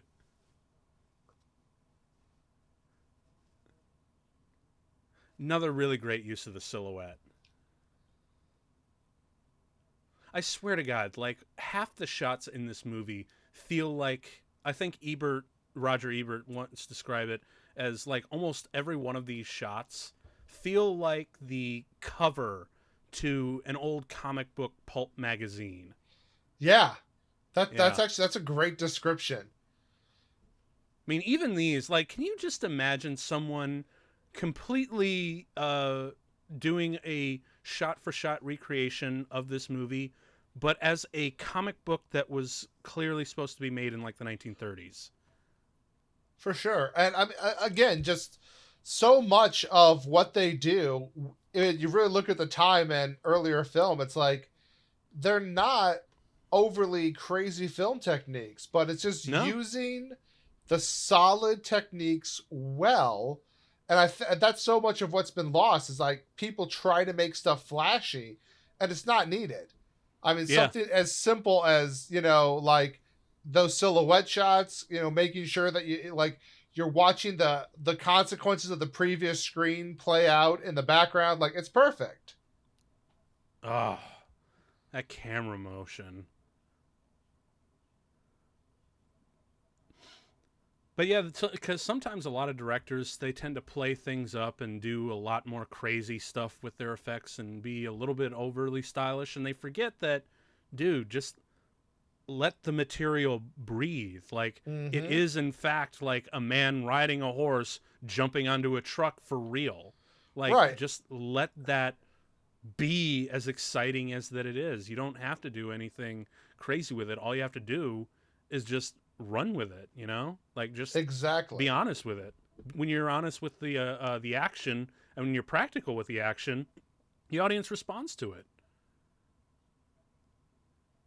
Now, this upcoming shot where he's side by side with the truck and he leaps onto it, this shot when he leaps on, which is totally real, but there was a concept painting of that shot, and that pretty much established the entire tone of this movie. I think I think it was either Spielberg or Lucas, and saw that, and he's like, "That's great. Can we build an entire movie around that, and build an entire sequence around that?" And holy shit, does it make for a great sequence? Okay, so I mentioned before And that I there it didn't. is. You knew it Yep, had to Wilhelm show up. scream, Wilhelm scream, everyone, classic. But I talked about how I didn't really grow up with this, so I'd seen parodies and callbacks to this film before I'd even seen it.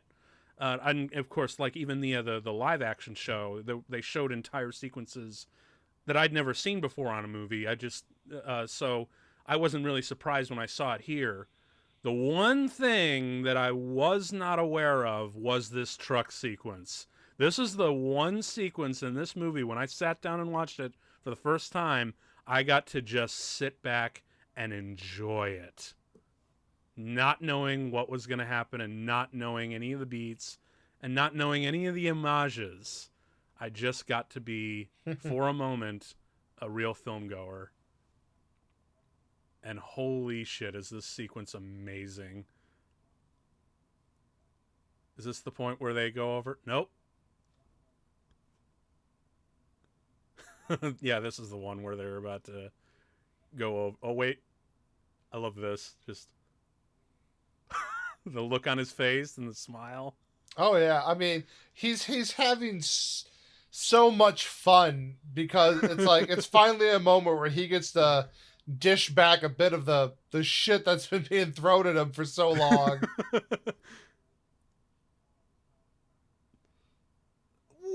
Whoa! That looks so fake, but it looks so cool.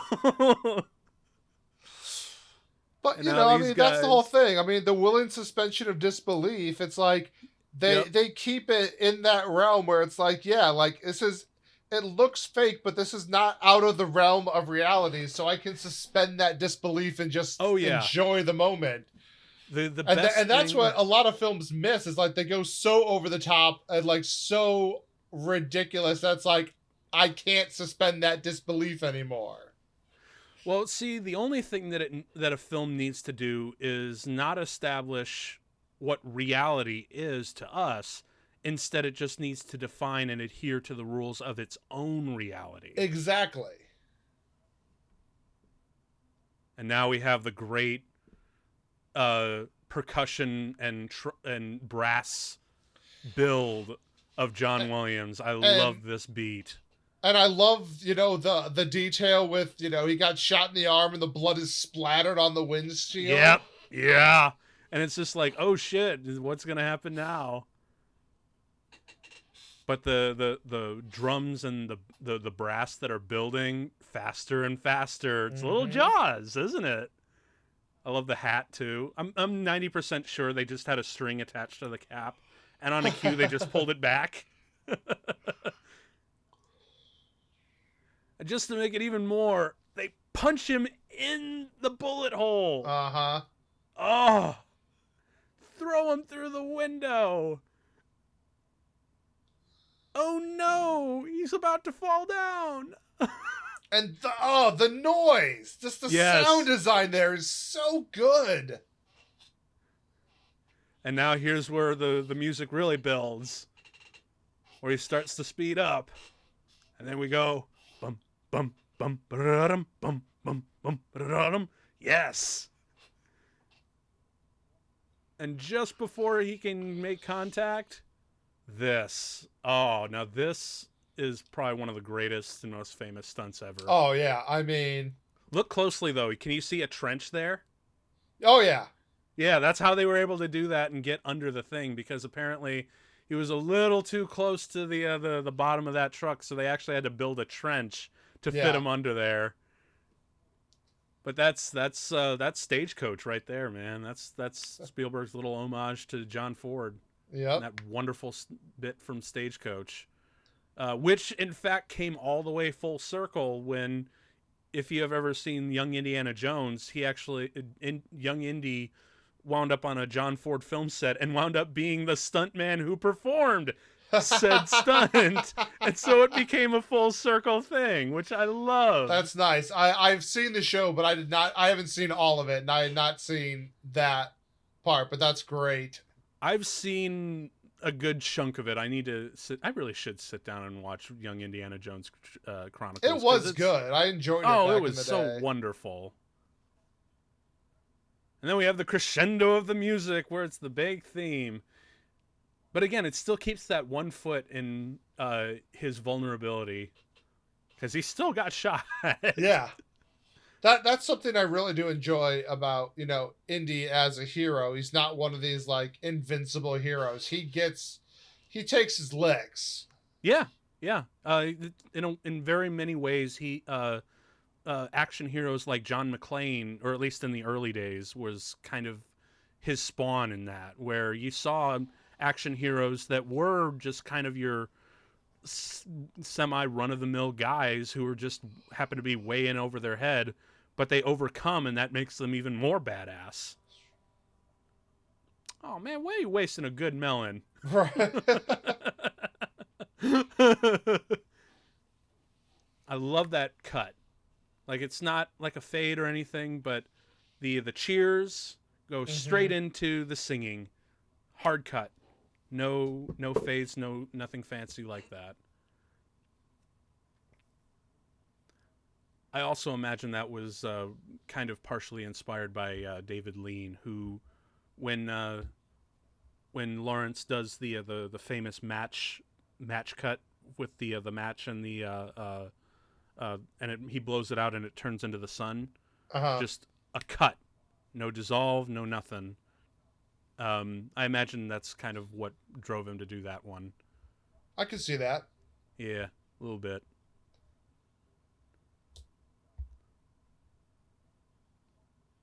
I hope if they really wind up doing this Indy 5 business, I kind of hope they do bring back Sala back as well. It'd be nice to see him again. He was definitely the highlight of supporting actors they had in these franchises. Yep. I love that. This is for your children, and this is for you. And of course, the perfect timing of the horn, where he's still trying to process it. And this right here.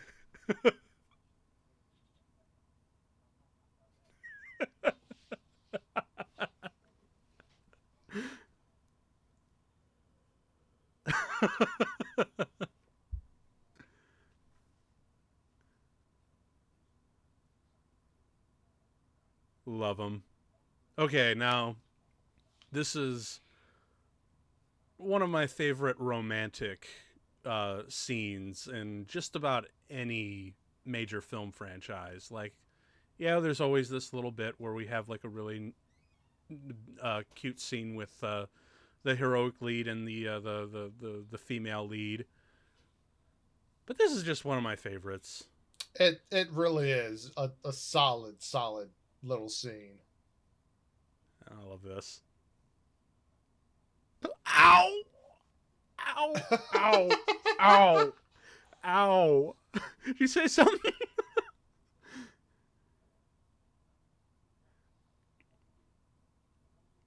Ow! He is cut up, man. Oh, and then there's yeah. That's probably one of my main mantras of life. It's not the ears, it's the mileage. Yeah, I mean it's such a classic one-liner that, you know, everyone has cribbed at some point.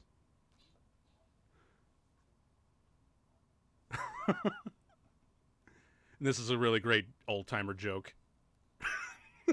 The elbow. Right.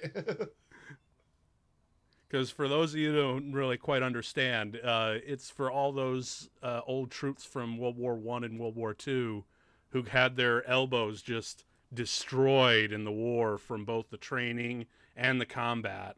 Like, they would always be like, where doesn't it hurt? Here. That's always been their little joke.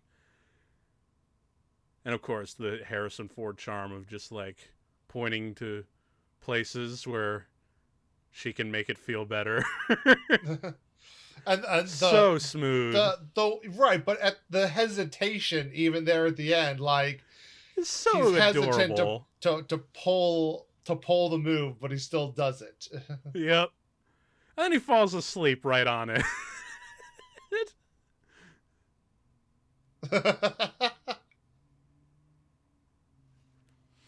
Nope. That's okay. That's okay. Oh, and this shot. Yeah.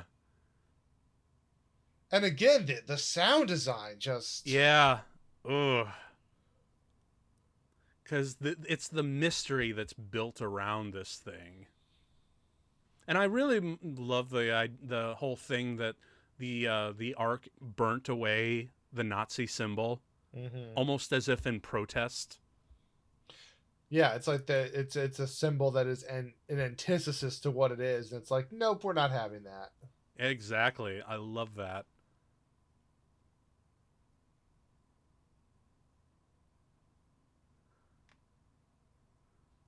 You watch your mouth, Indy.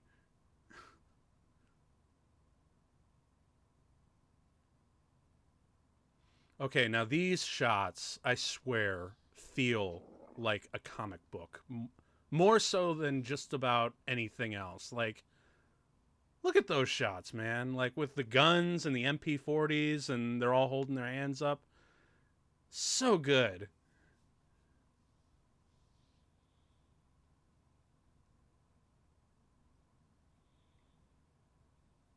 Oh, snap. They got the Ark. But yeah, these shots where with the blocking and the movement and the aggressiveness, where the MP40s come in at an angle over the top of the shot, and you see the actors reacting to them. It's just so that it feels so much like a comic book, and I love it. Yeah, I mean, like the eyes, the peep, it's the guns, and it's brilliant.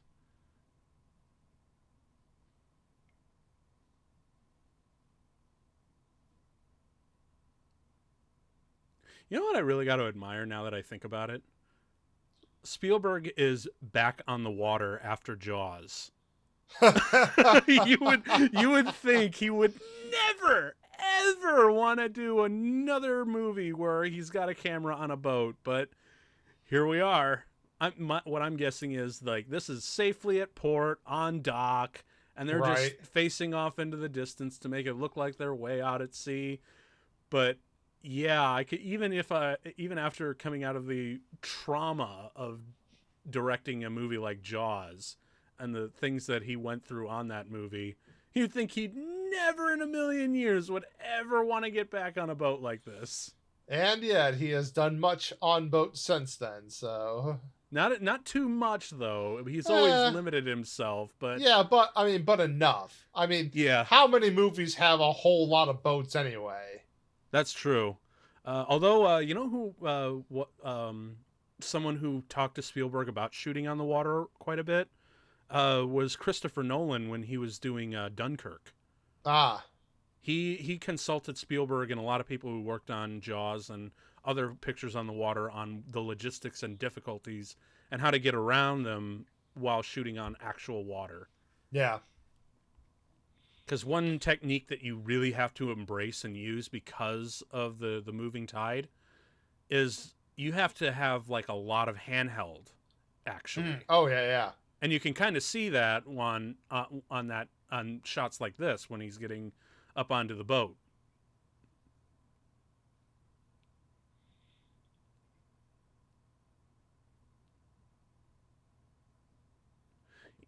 You know, for the longest time, I actually kind of got fooled because it was the weird light and the tall lapels or the tall hood guard. I Uh always thought that the U-boat captain was Harrison Ford. huh. Like it always, I think the first time it fooled me, I'm like, how the hell did he get on that boat so quick?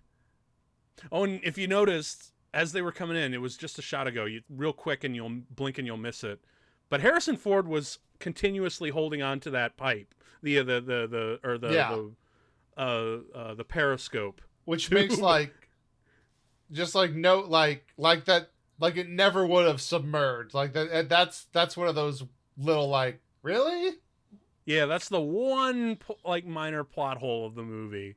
But there is a deleted scene where you actually see him struggling, Mm. apparently. And when you know about that scene, it makes a little bit more sense. But yeah, again, it's one of those things where it's so fast, and again, the pacing is so well done, where you And don't really oh linger gosh, on it too right long. there, just that wonderful like Pull away, almost comedic pullback yeah, moment. Just because with the shadows and everything. Now, this is also something else that I really love that it kind of subverts. Is that usually you have the action hero just pull the guy away and take his uniform, and immediately it's completely right, form yeah, fitting. Not the case here. It actually doesn't fit. Like I'm so at glad that all. there I'm so glad that there's like details like that. That's an imposing shot actually. Oh yeah.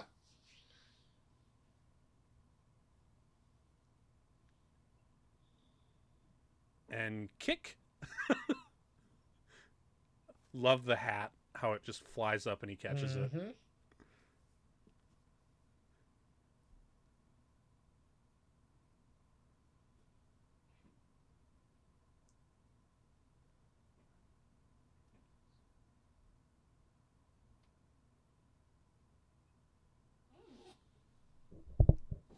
Yeah, I do love that whole little bit where he's like, "I'm uncomfortable with this Jewish artifact. We are Nazis."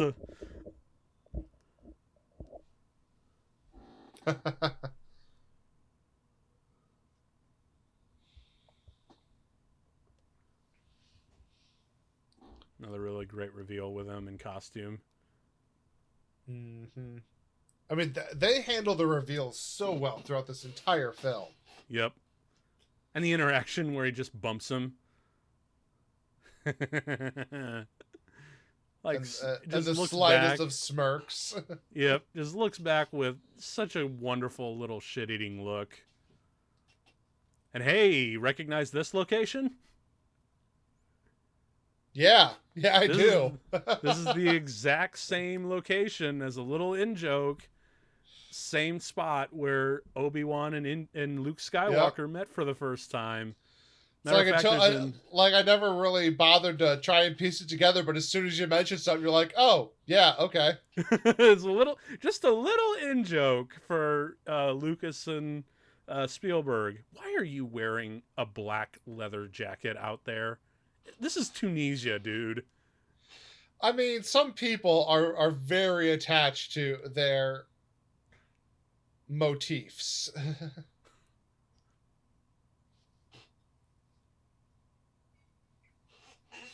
But yeah, this is the shot that I was talking about, where you see that rock that they're passing. That's the same rock that Alec Guinness sat on when he was. I haven't heard that name in a long time. Long time.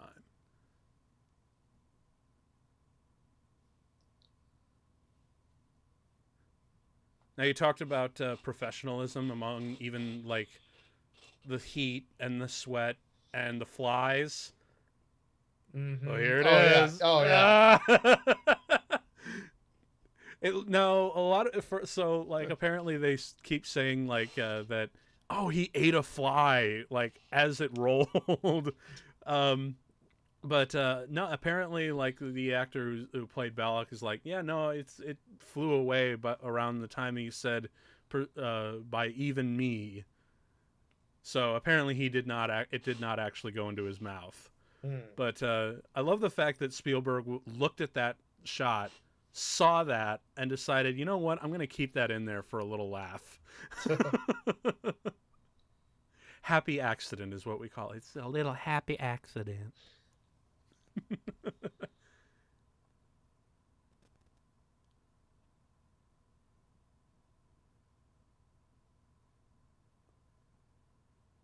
This cat totally calls his bluff.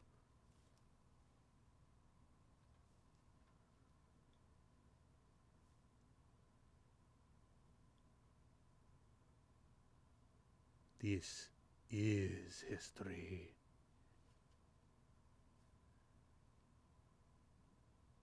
Oh.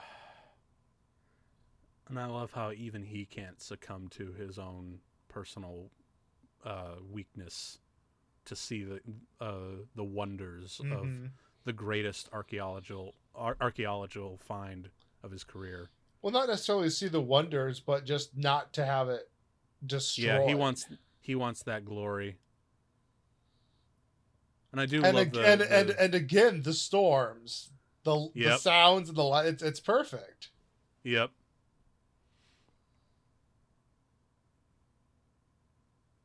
So you know how this whole sequence gets kind of crazy, trippy, and fun.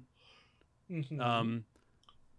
Have you ever heard of Jodorowsky's Dune? Yeah. So, for those of you who don't know, apparently there was a Chilean filmmaker who wanted to make Dune back in the mid-70s.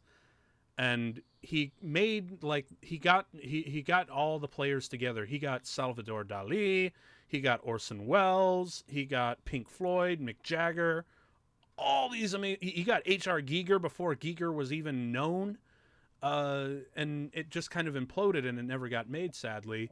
But one of the things that I found in the documentary about the whole making of is that there was a whole sequence in this movie that this movie pays homage to.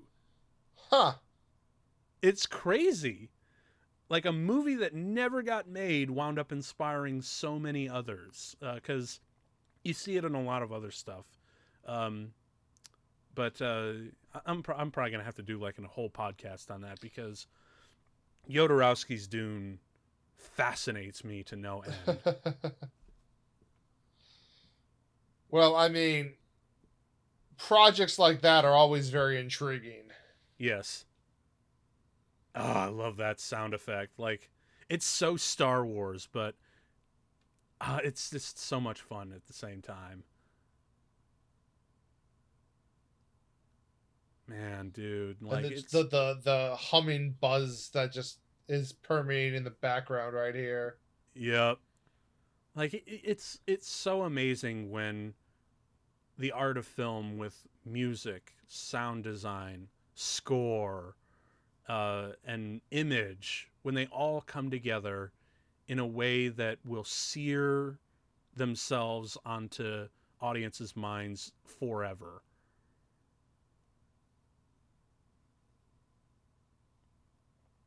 Oh. Hey cats, that's Ghostbusters before Ghostbusters. Right. Yeah, it kind of does in a weird way. Like it's those animated Uh-huh. kind of ghosts that you saw in the 80s. pretty sure that Ivan Reitman was looking at that and like, I'm going to do that, but I'm going to make a whole movie about it. And then we got the angel transforming into death.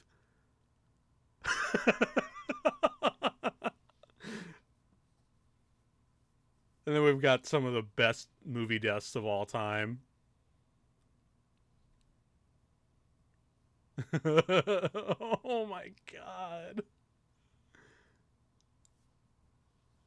Oh, with the eyes and everything.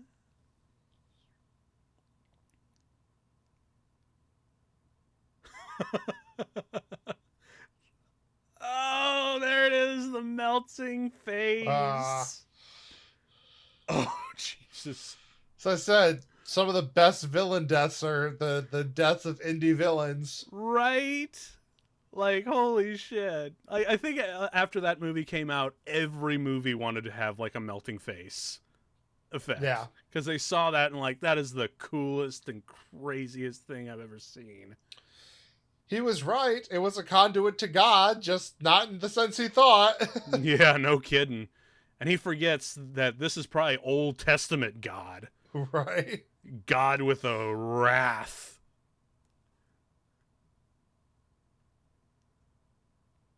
And I'm sure wrathful God does not take kindly to Nazis.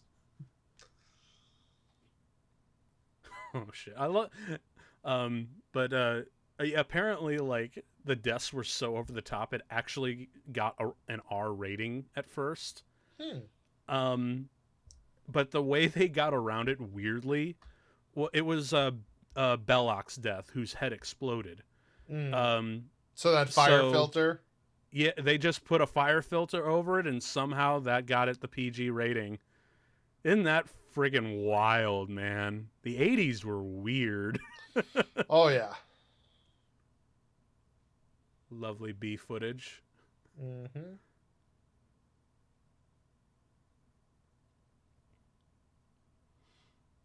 So where are we going to put the Ark? Well, this is a instrument of power and mystery beyond that of mortal men. What are we going to do with it? We're sending it to top men. No,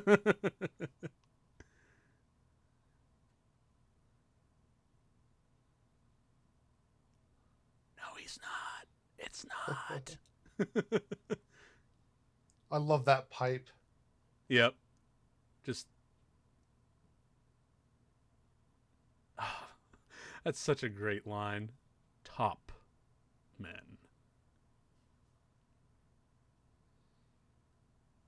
I actually do love the fact that it did wind up in Area 51.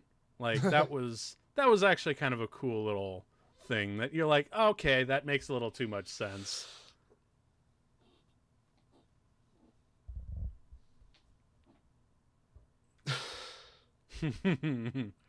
And just like a gentleman. I love the costumes here. It's so sharp. Right? And I love the composition. That is so, like, old Hollywood. That feels almost Frank Capra in a way.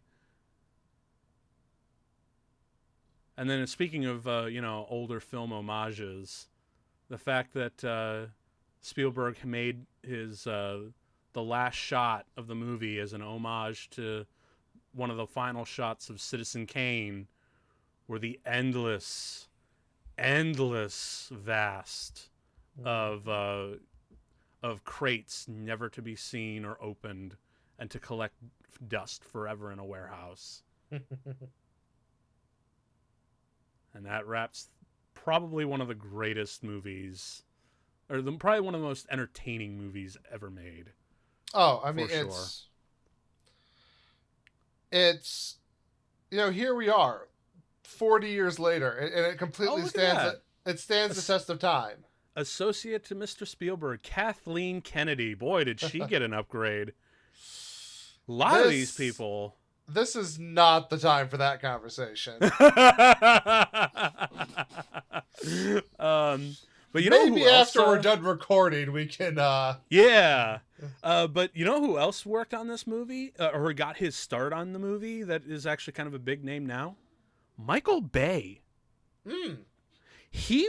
Okay, so weird story. he actually got his start in the film business working as a filer for the storyboards of this movie. Interesting.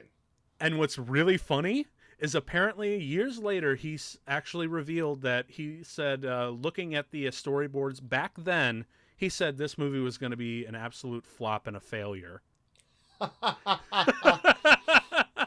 How wrong was he? Right? Like, And I sorry. think it was when he got proved wrong. He's like, you know what, this whole movie thing might be for me.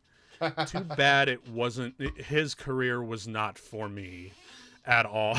Right. Like, I've gone on the record many times that Pearl Harbor is probably one of my most hated films. Oh look, Joe Johnston, art director, visual effects. I don't remember if it's this one or one of the other films. I had to look it up because it's Ralph not the same McQuarrie. person, but one of the second unit directors on one of the indie films. You see the name and you think, ah! But it's not the Yeah. same person because it's Peter Jackson. There's a Peter Oh, yeah. Jackson, but it's not That's the right. Peter Jackson. Yep.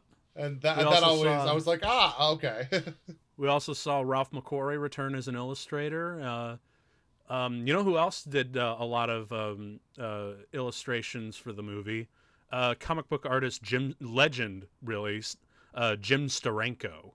He Oh, did yeah. some really fantastic artwork for this film, and it seriously, just for those of you looking or listening back at home, just Google Raiders of the Lost Ark Jim Steranko. His artwork is amazing, and you'll probably even recognize it when you actually see it.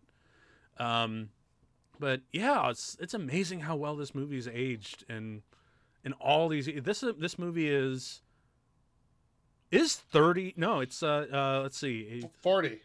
40 years old this year. Yep. 40 years old, and it's just keeps getting better and better the more I watch it. He couldn't even be a first Nazi. He had to be the second Nazi. Monkey Man. But yeah, man, like I still remember, like I could still feel the magic and the pixie dust in the air because I actually got to see this in a movie theater in a re-release. There was it was something that I didn't discover until I was well into my college years. Sadly, I wasn't able to go to as many screenings as I wanted to. But there was this independent theater, not a cinema, a theater, where they did stage productions in Aurora, Illinois, near where I grew up. Mm-hmm. And they would occasionally, on every Friday or something like that, they would have a screening of a classic film. One of them happened to be Raiders. So I decided to go and dress up as Indiana Jones and go watch the movie in like a big front row seat where I could just have my fists on my cheeks leaning in like I was watching a Saturday morning serial like back in the day. And turns out there was one other indie cosplayer and like 3 other guys with hats. I mean, and seeing that kind of stuff is always fun. Oh yeah, and it was a really wonderful theater. Like it was like this beautiful, opaque kind of romantic interior of a theater.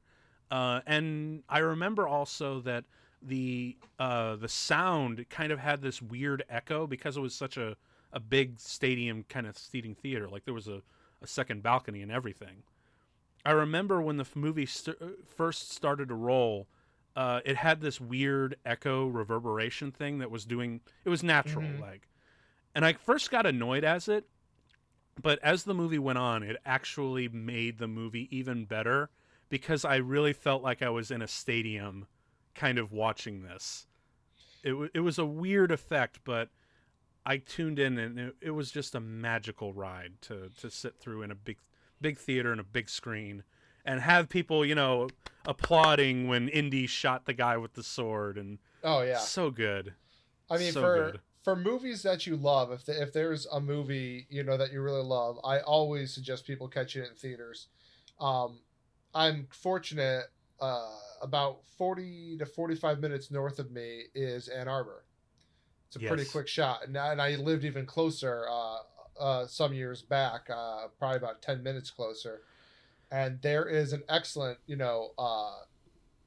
art theater up there, and also a secondary theater. And the secondary theater will do like midnight showings of like classic films and cult films. And you know, I'll never forget. That's the first time I ever got to see Pulp Fiction in theaters, Right and on. the sound design is so different. Like if you don't have a full like surround sound in your home, Yep. hearing, or have watched it with like headphones on, Yep. hearing that sound design in the theater, and like how hard that gun hits the table, Yep. or how much earlier the conversation in the car starts, like it's a vastly different feel. And Yep. complete, I mean, so seeing movies in theaters like that changes your perspective. And gorgeous theaters. The main theater at the main art theater is a beautiful old, like theater hall with the balcony and all that. And it's great because they can do stage shows and stuff there. I mean, I've seen authors speak there, but they'll also bring the screen down and part the curtain just enough to cover the screen and hold Yes. films there. Last movie I actually think I saw on that screen, because they do have a second smaller screen there, or at least the one that really left an impression. I saw The Wind Rises there, and it was Oh. just beautiful. Oh man. I remember when they would do a re-release. Actually did a run of re-releases in the cinema just south of Kentucky. It's on the Cincinnati, Kentucky border. They had a Mm-hmm. whole bunch of shows. We went to go see 2001. I actually got to see Lawrence of Arabia on the big screen, which was phenomenal. But we also saw that there was a bunch of Studio Ghibli films that were being released. Sadly, we just did not have the time to go see Yeah. them. Although I really, really would have loved to see something like Princess Mononoke on a big screen. Well, with where you are now, have you been out to Yellow Springs? I was able to. I was going to be going out that direction. Unfortunately, the people that I went up there had to cancel. It was just Mm. one of those things that kind of come up. But yes, but please go on. Oh yeah, because I mean, all through my college days, I mean, I was down there in Dayton for university, and Yellow Springs has this amazing little art theater that is always showing strange stuff, and so like we would be out there all the time to catch movies. And I mean, I caught such interesting gems there as like the triplets of Belleville, and um, I can't even remember everything at the time, but it was just so much fun. That makes so much sense because every time I've gone to Yellow Springs, there's always just been a big old party going on outdoors. Like there's always vendors, there's always a big band or something or rather going on. Every weekend that I've gone up there, there's always been something that we just kind of stumble upon. I don't Well, know if I that's the case much now anymore, though. It's been a while, and considering where we are, well I but know you're a comic fan. yes. I had one of the weirdest comic book moments of my life in a little bookstore that was like right by the theater. Oh, do tell. So this was at the time of the heyday of Yonan Vasquez, and I was in there looking for Johnny the Homicidal Maniac comics. Ah, And yes. because the guy tried to peg me for like like pigeonhole me because of that, he's like, well, if you like that, and he pulls out this like weirdo book. It's like, if you like that kind of dark humor, it's like, you got to check this out. There's like singing aborted fetuses in it, and I'm just like, I Okay. don't know where you're going here, but you have misread your audience. Like I I like the social commentary from these books. I'm not here for like weirdo gore fest. What the hell? Oh my god. You get some strange people in Yellow Springs. Although, Oh hopefully yeah. one of these days, I really kind of want to run into Dave Chappelle and say hi. Interestingly enough, I never said hi to him, but he walked right by me. Oh, right on. Well, Yeah, because I went to college there for a while. I worked at the Beaver Creek Mall, right and on. I was working at like the calendar kiosk in the middle of the mall for like a winter season. And one day I'm just sitting there, and it's just like Is that Dave they're Chappelle? coming right by me. Also weirdly interesting, while working at the Sears at that mall, I don't know if you're familiar with wrestling at all, but Al Snow bought a roaster from me. Yoke Way. That's Uh-huh. awesome. I was just like came in with this tricked out jacket. It was nuts. We should probably get back to discussing the film. Yeah, We've been the off thing about topic for a few Raiders minutes. is, but yeah, no, like I guess we're just two weird nerds who have like a lot of stories to share, don't we? Yeah, we really do. Yeah, but yeah, hopefully you guys enjoyed the show. We'll be back fairly soon with another colleague of mine from college who personally loved the sequel, Temple of Doom, because I gotta say it right now, and please don't like not tune in for the next episode because I still want to watch it again and try to get a refresh. Indiana Jones and the Temple of Doom is actually my least favorite out of all the four released, believe it or not. Oh, I will fight you on that. I mean, it's my least favorite of the original three, but my gosh, it is not anywhere near. Oh no, no, Challenge accepted. I will fight you on that all day. Challenge accepted. But we'll see you again on that note, folks. Next week, I'm actually bringing in an old friend of mine, and we're going to be checking out the sequel to John Wick, Chapter 2. So stay tuned, and we'll see you then. This has been an episode of Comtrack where you'll never have to watch a movie alone again. I've been Tim. I've been Sean. And you have been a great audience. Peace.